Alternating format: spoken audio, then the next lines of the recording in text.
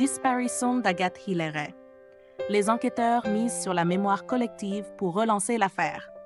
Portée disparue depuis le 10 avril 2025, Agathe Hilleret, une jeune femme de 28 ans originaire de Vivonne, dans la Vienne, demeure introuvable. Malgré un dispositif de recherche conséquent et l'ouverture d'une information judiciaire pour enlèvement et séquestration, l'affaire semble au point mort.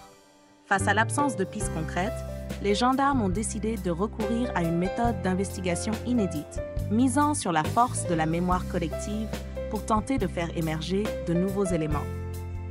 Tout commence le jeudi 10 avril. Comme à son habitude, Agathe quitte le domicile de ses parents aux alentours de 15 h pour effectuer un footing dans les environs boisés de Vivonne. Sportive régulière et bien connue dans la région, sa disparition soudaine, sans aucun signe avant-coureur, plonge immédiatement ses proches dans l'inquiétude. Très rapidement, une alerte est lancée et les forces de l'ordre se mobilisent massivement.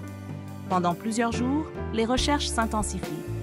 Des drones, des maîtres-chiens, des plongeurs et même un hélicoptère sont déployés. La campagne environnante est minutieusement inspectée, notamment autour des lieux-dits, les Grands Ormeaux et le Champ Salot, là où le signal de son téléphone a été localisé pour la dernière fois, en fin d'après-midi. Il s'agit d'une zone forestière parcourue de sentiers de randonnée, régulièrement fréquentés par des promeneurs, joggeurs et cyclistes. Mais malgré ces efforts, aucune trace tangible de la jeune femme n'est retrouvée. 3 semaines après sa disparition, les enquêteurs choisissent de modifier leur approche.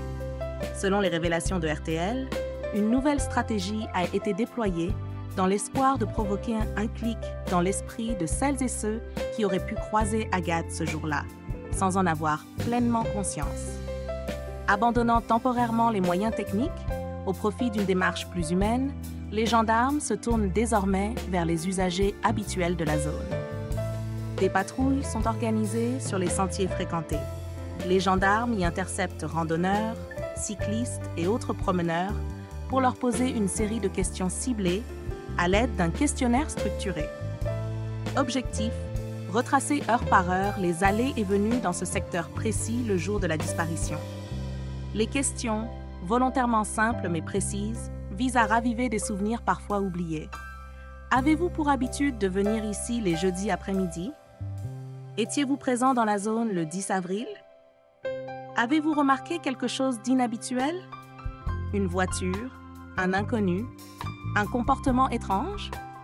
En s'appuyant sur cette méthode inédite, les enquêteurs espèrent que la mémoire collective pourra combler les lacunes laissées par les premières phases de l'enquête.